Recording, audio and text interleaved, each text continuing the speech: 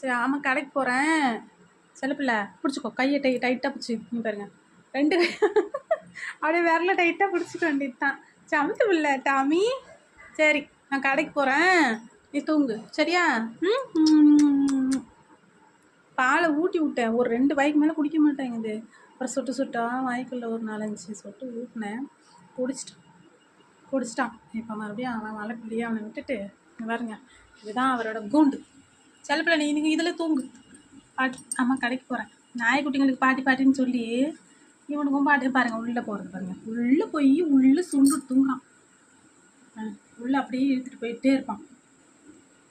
இவனுக்கு இந்த கூண்டு ரொம்ப பிடிச்சிருச்சு. பஞ்சு துணி 2த்தையும் போட்டு வச்சுருக்கோம், செம்மையாக தூங்குறான். அவ்வளோதான், பால் கொடுத்தாச்சு ஒரு வழி பிள்ளைக்கு. இப்போ நான் கடைக்கு கிளம்புறேன். நீங்களாம் சாப்பிட்டீங்களா? சாரி சொல்லுங்கள், கேட்க மறந்துட்டேன். சரி தூங்குங்க, எழுந்துக்காத. பை.